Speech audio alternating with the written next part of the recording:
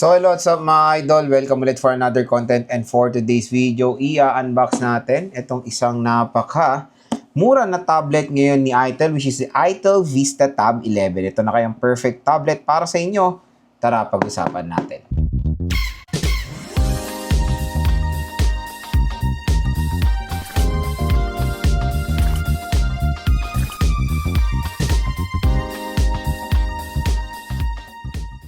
So ayan mga idol, for today's video, i-unbox nga natin itong bago nating nakuha na Itel Vista Tab 11. So itong tablet na to is very affordable. Usually nasa around 6,000 pesos lang itong tablet na to. At ang maganda is meron na tong 4G LTE capability ito. So, kasabay niya rin yung bagong labas din na Videoon VPad 2 na under din sa Itel Official Store. At kung gusto nyo ito makuha ng 6,000 or 5,000 pesos lang, dito lang kayo bibili sa ating link. So, tap mo yung video, may shopping button dyan. Murat bag sa presyo lang mo itong Vista Tab 11. At ang good news dyan mga idol, dahil galing kayo sa ating video, may makukuha pa kayong exclusive discount voucher up to 1 to 2,000 pesos off pag binili nyo itong Vista Tab 11 dyan sa ating link. So, yung nakuha nating color is yung deep gray, and this is a 4 gig 128 gigabytes of internal storage. So, ayun. Pagbibilan nyo naman ito sa online is official store naman yan mga idol ni Itel. Kaya no worries. Diyan ko rin binili itong Vista Tab 11. Kaya ano pa hinihintay natin? Tara, samahan nyo ko unbox itong bagong labas na Itel Vista Tab 11. So, ito yung box ng Itel Vista Tab 11. So, 4G to na tablet mga idol. Ayan. So, meron siyang specifications dito sa baba, like 4G LTE, a high educational tool, 10.1-inch display, yan ang 6,000 mAh battery capacity. And yung napili nating color is yung deep gray. Meron din tayong mga specs dito. Ayan. Learning center, parental control, includes protective case, and book to screen something blah blah blah na included. Okay, so open na natin to. And this is the 4 gig 4 gig 128 mga idol. So, Vista Tab 11 with educational tools, 6,000 mAh battery capacity. Okay, meron tayo ditong power brick na slow charger. It's 10 watts only. Meron tayo ditong Itel warranty policy. Ayan, warranty policy. A USB Type-C cable. And sa loob nito, nandito po yung book something niya, no? Para siyang accessory siya sa tablet. Okay. And syempre, ang maganda dito sa loob, merong case na kasama. Diba? May free case. Saan pa kayo? And flip case siya mga idol. Silicone. All goods na all goods. So, dito tayo sa tablet mismo. Ayan na siya. So, this is the Vista Tab 11. Okay. At 128 gigabytes of... Huwag kayo malili lang sa 12 gig na yan. 4 gig lang po ang RAM niyan. Expandable lang yan. So, check na natin yung deep gray niya. Okay, which is very, very nice. So, meron siyang metal brush design. As you can see here. Metal brush design siya. Vista Tab AI design by Itel. We have here a single camera pero mukha siyang triple camera, diba? So meron tayo dito main camera, flash, and nakasulat lang na AI. In fairness for the design is ang ganda. Mukha siyang mamahalin na tablet pero it's polycarbonate pero meron siyang itsurang baka lang niya, design.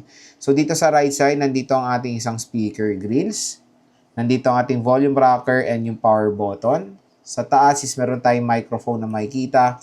Sa left side is SIM tray. Ay isa niyang speaker grills.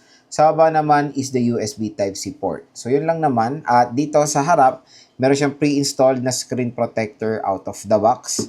So open na natin si Vista Tab 11. Ayan, Itel powered by Android. And syempre ikabit na natin yung kanyang pangmalakasang jelly case. Okay. So, lagay natin yung kanyang jelly case. Ayan, Itel. So, setup ko muna to. Balik ako kayo. So, yan, na-setup na natin si Itel Vista Tab 11. So, perfect yung kanyang screen size, especially for its price. Very, very affordable lang. At ayan, marami tayong ganap dito. Meron tayong WPS Office. Ayan, meron tayong mga minigame center, mga built-in na to. And meron tong learning may learning applications to. Ayan, learning center is very helpful sa mga kiddos natin. So, ito pwede hanggang K to 12 academic, high school plus, meron tayong bedtime stories, song and cartoons, skills and art. So, 'di ba? Naka-design talaga to mga idol for learning, a learning tool. Dito sa settings natin, i-manage natin or check natin yung settings neto. So, punta tayo sa settings niya. Okay, hindi ko makita yung settings. Medyo nababaguhan tayo dito. So, settings. About tablet. Okay, it's 4 gigabytes of RAM. Ito talagang legit na RAM niya. 10.1 inches. 800 by 1280 pixels. Okay, meron tayong 6,000 mAh battery capacity. Low specs ang camera, of course.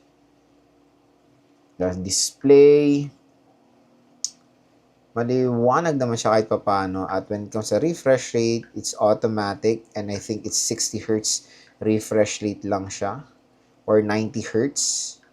Si camera niya, let's try the camera. As you can see, kahit sa application niya, no, wala yung mismong camera. Kasi hindi naman ganun ginagamit talaga yung camera ng isang tablet. Pero let's try.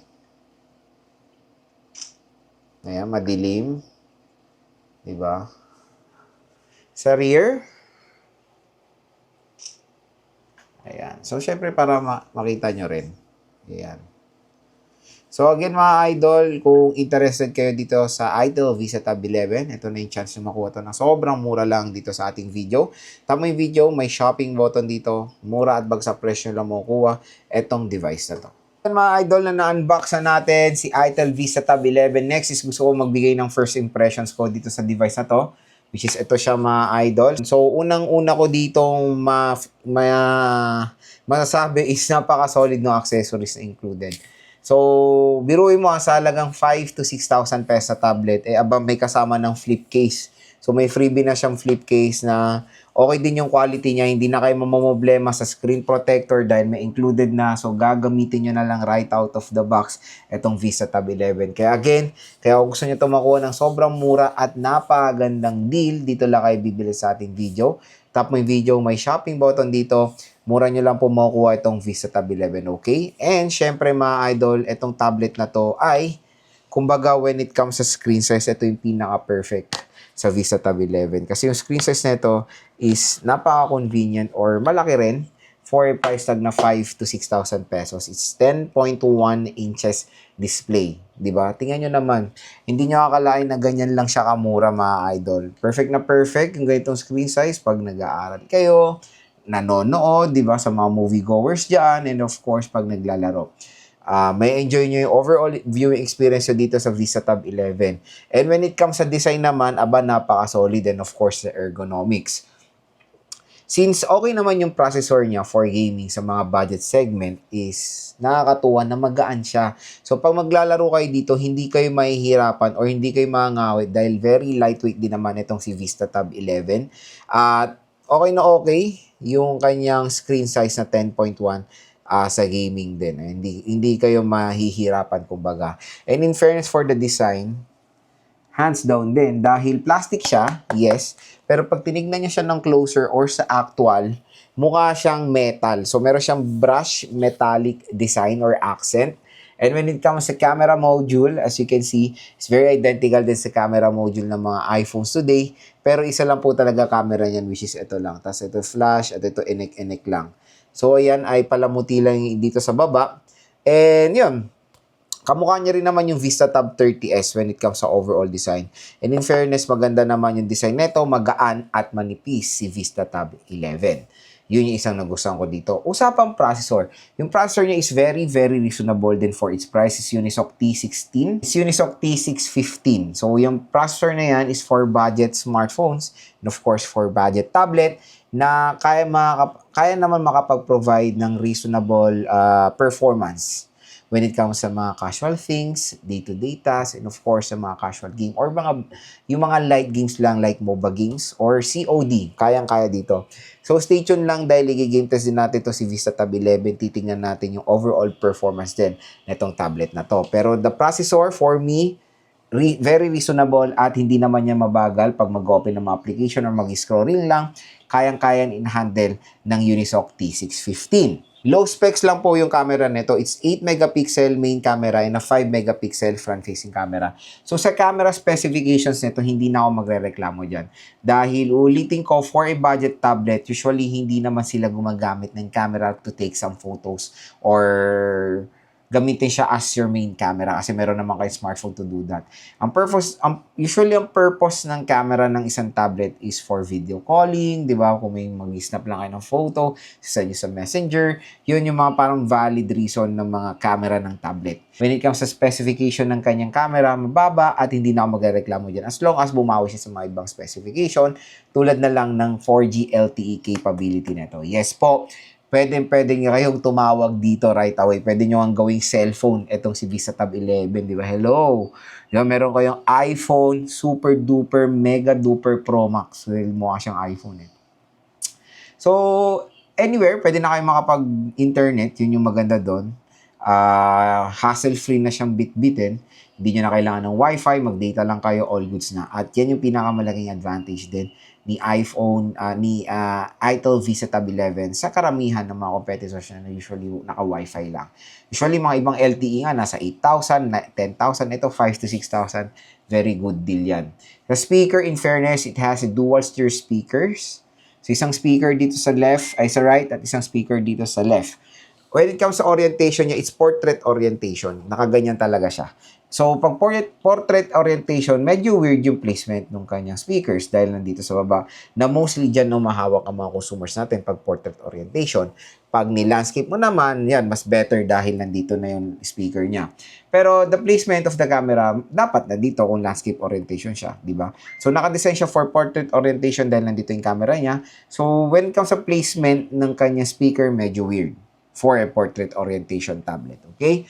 Pero loudness is great naman. Tinry ko naman siya ng kahit konti sa YouTube. Malakas. At sa ating full review, i-explain natin further yung speaker nitong si itel Vista Tab 11. Ang pinaka-favorite ko sa tablet na to is of course yung mga learning features niya.